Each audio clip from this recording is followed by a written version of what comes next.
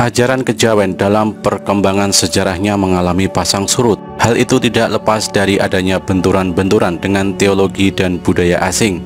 Misalnya budaya dari Belanda, Arab, Cina, India, Jepang, dan lain sebagainya. Yang paling keras adalah benturan dengan teologi asing, karena kehadiran kepercayaan baru disertai dengan upaya-upaya membangun kesan bahwa budaya Jawa itu hina, memalukan, rendah martabatnya. Bahkan kepercayaan lokal disebut sebagai kekafiran, sehingga harus ditinggalkan sekalipun oleh tuannya sendiri, dan harus diganti dengan kepercayaan baru yang dianggap paling mulia segalanya. Dengan naifnya kepercayaan baru merekrut pengikut dengan jaminan kepastian masuk surga. Gerakan tersebut sangat efektif karena dilakukan secara sistematis, mendapat dukungan dari kekuatan politik asing yang tengah bertarung di negeri ini. Selain itu, pendatang baru selalu berusaha membangun image buruk terhadap kearifan lokal dengan cara memberikan contoh-contoh patologi sosial atau penyakit masyarakat, penyimpangan sosial, pelanggaran kaidah kejawen yang terjadi saat itu diklaim oleh pendatang baru sebagai bukti nyata kesesatan ajaran Jawa. Tidak berhenti di situ saja, kekuatan asing terus mendiskreditkan manusia Jawa dengan cara memanipulasi atau memutar balik sejarah masa lampau. Bukti-bukti kearifan lokal dimusnahkan, sehingga banyak sekali naskah-naskah kuno yang berisi ajaran-ajaran tentang tata krama, kaidah, budi pekerti yang luhur bangsa Indonesia kuno sebelum era kewalian datang, kemudian di bumi hanguskan oleh para pendatang baru tersebut. Kosakata Jawa juga mengalami penjajahan. Istilah-istilah Jawa yang dahulu mempunyai makna yang arif, luhur, bijaksana, kemudian dibelokkan maknanya menurut kepentingan dan perspektif subjektif, disesuaikan dengan kepentingan pendatang baru yang tidak suka dengan local wisdom. Akibatnya istilah-istilah seperti kejawen, klenik, mistis, tahyul mengalami degradasi makna dan berkonotasi negatif. Istilah-istilah tersebut disamamaknakan dengan dosa dan larangan-larangan dogma agama, misalnya kemusyrikan, gugon tuhun, budak setan, menyembah setan, dan seterusnya.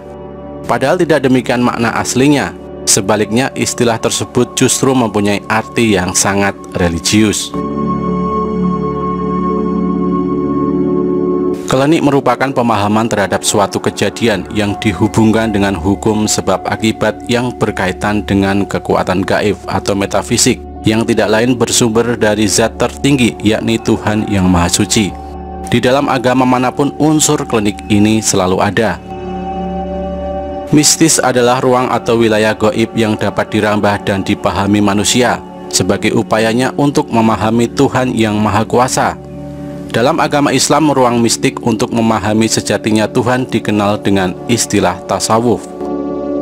Tahyul adalah kepercayaan akan hal-hal gaib yang berhubungan dengan makhluk gaib ciptaan Tuhan. Manusia Jawa sangat mempercayai adanya kekuatan gaib yang dipahaminya sebagai wujud dari kebesaran Tuhan Sang Maha Pencipta. Kepercayaan kepada yang gaib ini juga terdapat di dalam rukun Islam.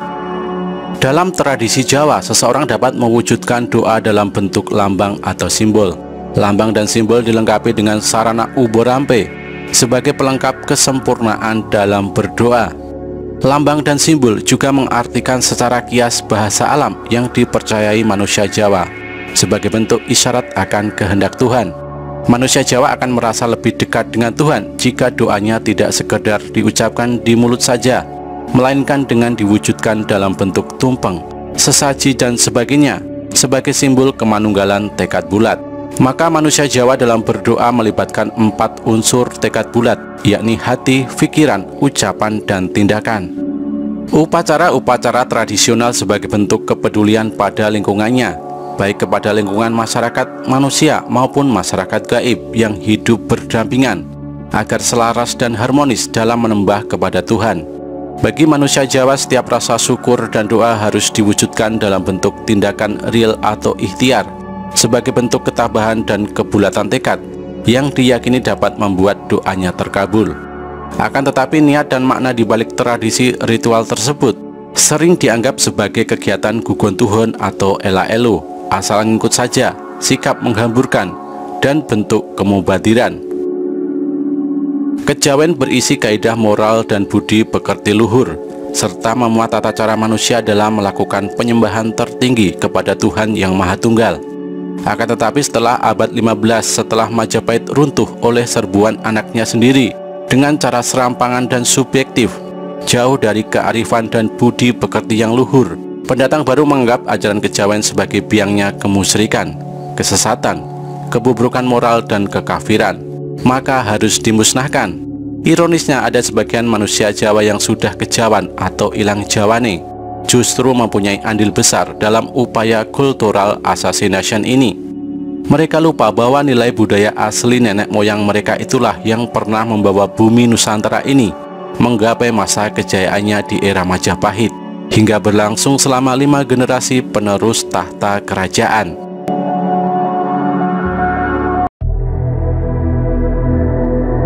Dalam kasanah referensi kebudayaan Jawa dikenal berbagai literatur sastra yang mempunyai gaya penulisan beragam dan unik. Sebut saja misalnya kitab, suluk, serat, babat yang biasanya tidak hanya sekedar kumpulan baris-baris kalimat, tetapi ditulis dengan seni kesusastraan yang tinggi, berupa tembang yang disusun dalam bait-bait atau pada yang merupakan bagian dari tembang, misalnya pupuh, sinom, pangkur, pucung asmarandana, dan seterusnya.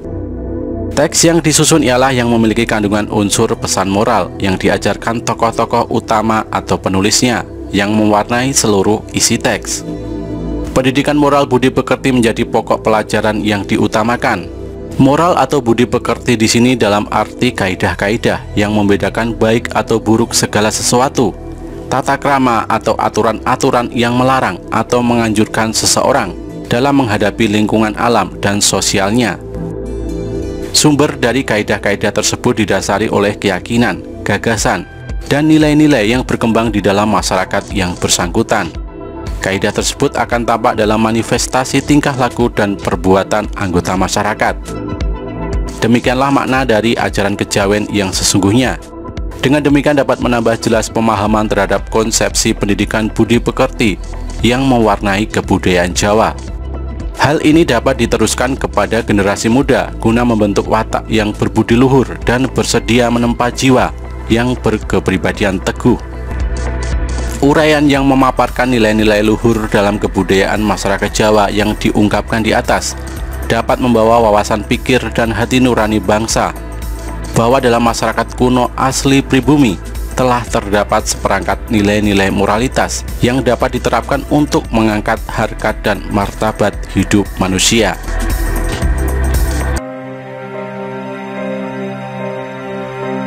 Dalam ajaran kejawen terdapat 2 bentuk ancaman besar yang mendasari sikap kewaspadaan atau eling lan waspodo, karena dapat menghancurkan kaidah-kaidah kemanusiaan, yakni hawa nafsu dan pamrih. Manusia harus mampu meredam hawa nafsu atau nutupi babahan hawa songo, yakni mengontrol nafsu-nafsunya yang muncul dari 9 unsur yang terdapat dalam diri manusia dan melepas pamrihnya. Dalam perspektif kaidah Jawa, nafsu-nafsu merupakan perasaan kasar karena menggagalkan kontrol diri manusia, membelenggu, serta buta pada dunia lahir maupun batin. Nafsu akan memperlemah manusia karena menjadi sumber yang memboroskan kekuatan-kekuatan batin tanpa ada gunanya. Lebih lanjut, menurut kaidah Jawa, nafsu akan lebih berbahaya karena mampu menutupi akal budi, sehingga manusia yang menuruti hawa nafsu tidak lagi menuruti akal budinya atau budi pekerti. Manusia demikian tidak dapat mengembangkan segi-segi halusnya. Manusia semakin mengancam lingkungannya, menimbulkan konflik, ketegangan, dan merusak ketentraman yang mengganggu stabilitas kebangsaan. Hawa nafsu, lawamah, amarah, dan sopiah secara kejawen diungkapkan dalam bentuk akronim, yakni apa yang disebut molimo atau malima, yakni madat, madon, maling, mangan, main, mabuk-mabukan, main perempuan, mencuri, makan, berjudi, dan sebagainya. Untuk meredam nafsu molimo, manusia Jawa melakukan laku tapa atau puasa, misalnya tapa berata, tapa ngrame, tapa mendem, dan tapa ngeli. Tapa berata adalah sikap perbuatan seseorang yang selalu menahan atau puasa hawa nafsu yang berasal dari 5 indera. Nafsu angkara yang buruk yakni lawamah, amarah, dan supiah. Topong rame adalah watak untuk giat membantu, menolong sesama tetapi sepi dalam nafsu pamrih, yakni golek butuhe dhewe. Topo mendem adalah mengubur nafsu riya, takabur, sombong, suka pamer dan pamrih. Semua sifat buruk dikubur dalam-dalam, termasuk mengubur amal kebaikan yang pernah kita lakukan kepada orang lain dari benak ingatan kita sendiri. Manusia yang baik adalah mereka yang tidak ingat lagi apa saja amal kebaikan yang pernah dilakukan pada orang lain. Sebaliknya selalu ingat semua kejahatan yang pernah dilakukannya. Topongeli yakni menghanyutkan diri ke dalam arus aliran air sungai Zat, yakni mengikuti kehendak Gusti Maha Wisesa. Aliran air milik Tuhan, seumpama air sungai yang mengalir menyusuri sungai, mengikuti irama alam, lekuk dan kelok sungai yang merupakan wujud bahasa kebijaksanaan alam. Maka manusia tersebut akan sampai pada muara samudra kabegjan atau keberuntungan. Berbeda dengan aliran air bah yang menuruti kehendak nafsu akan berakhir celaka, karena air bah menerjang wewaler kaidah tata krama, menghempas perahu nelayan, menerjang pepohonan dan menghancurkan daratan.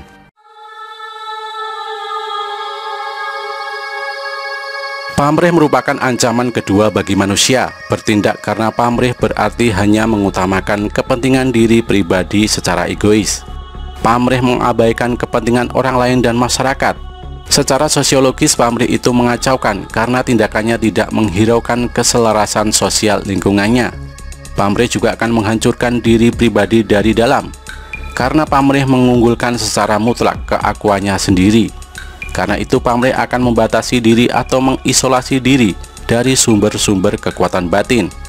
Dalam kacamata Jawa, pamrih yang berasal dari nafsu ragawi akan mengalahkan nafsu sukmani atau mutmainah yang suci. Pamrih mengutamakan kepentingan duniawi.